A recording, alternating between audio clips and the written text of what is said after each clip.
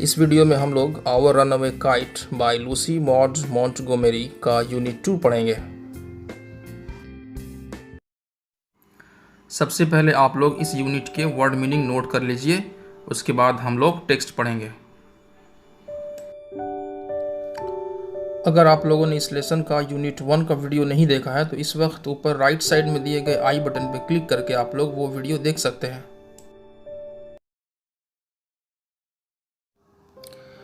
It is always lovely on the big half moon in summer. मतलब गर्मी के मौसम में बिग हाफ मून आइलैंड हमेशा खूबसूरत लगता है। When it is fine, the harbor is blue and calm with little wind and ripples. मतलब जब बंदरगाह के आसपास का मौसम अच्छा होता है तो बंदरगाह नीला और शांत रहता है, हवाएं कम चलती हैं और पानी में लहरें कम होती हैं। Every summer we had some hobby. हर गर्मी के मौसम में हमारे कुछ शौक हुआ करते थे। The last summer before Dick and Mimi came, we were crazy about kites. Dick और मिमी के आने से पहले पिछले गर्मी के मौसम में हम लोग पतंगों के दीवाने थे। मतलब हमें पतंग बनाने का और उन्हें उड़ाने का बहुत शौक था।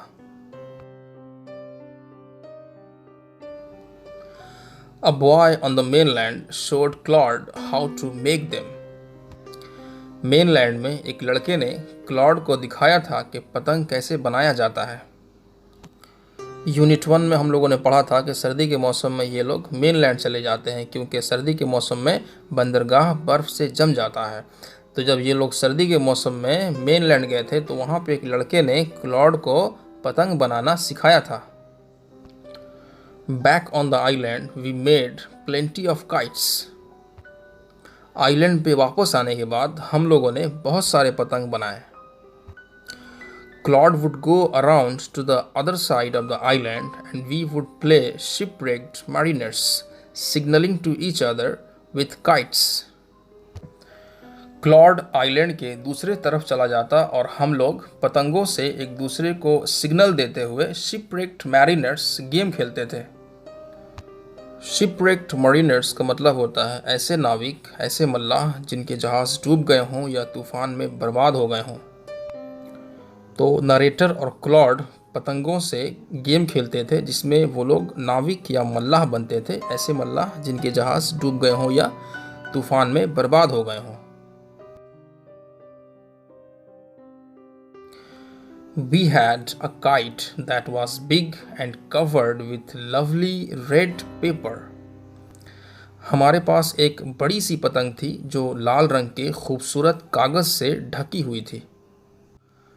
We pasted gold tinsel stars all over it and had written our names full on it. Claude lit and Philippa lit, Big Half Moon Lighthouse. हम लोगों ने उस पतंग के चारों तरफ सुनहरे झिलमिल सितारे चिपका दिए थे।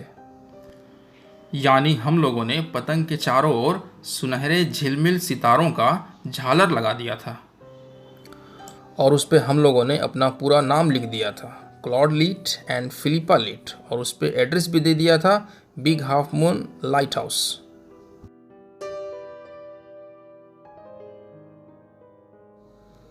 आगे पढ़ते हैं।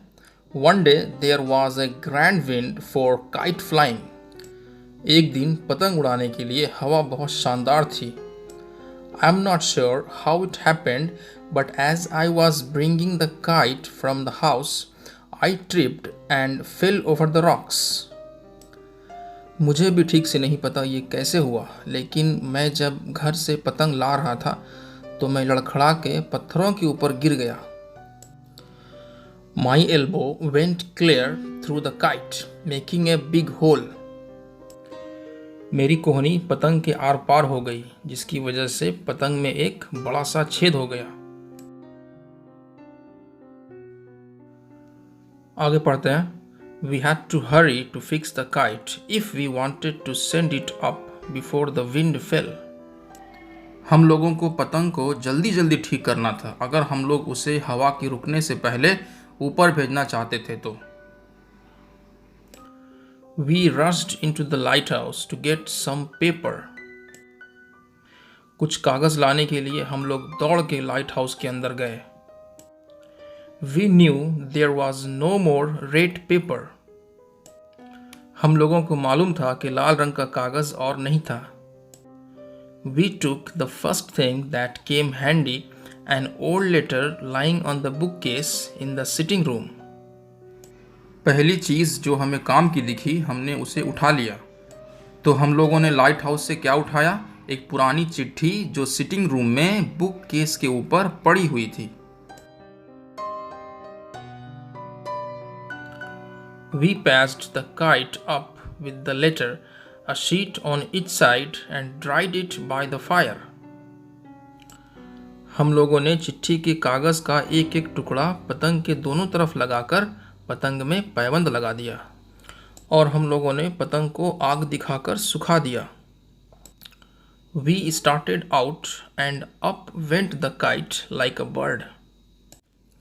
उसके बाद हम लोगों ने पतंग उड़ाना शुरू किया और पतंग एक परिंदे के जैसी ऊपर चली गई। हवा बहुत अच्छी होने की वजह से पतंग तुरंत ऊपर चली गई, एक चिड़िया के जैसी। The wind was glorious and it soared. हवा बहुत शानदार थी जिसकी वजह से पतंग ने बहुत ऊंची उड़ान भरी, पतंग ने बहुत बुलंद परवाज की। All at once, snap, and there was Claude standing with a bit of cord in his hand, looking foolish. उसके बाद अचानक पतंग कट गई और क्लॉड अपने हाथ में धागा का एक टुकड़ा लिए हुए बेवकूफ़ की तरह खड़ा था। Our kite had sailed away over to the mainland. हमारी पतंग उड़ के मेनलैंड की तरफ चली गई थी। कुछ भी समझने में दुश्वारी हो तो आप लोग कमेंट कीजिएगा, मैं उसका जवाब देने की पूरी कोशिश करूंगा। इस पार्ट के क्वेश्चन आंसर हम लोग दूसरे वीडियो में करेंगे।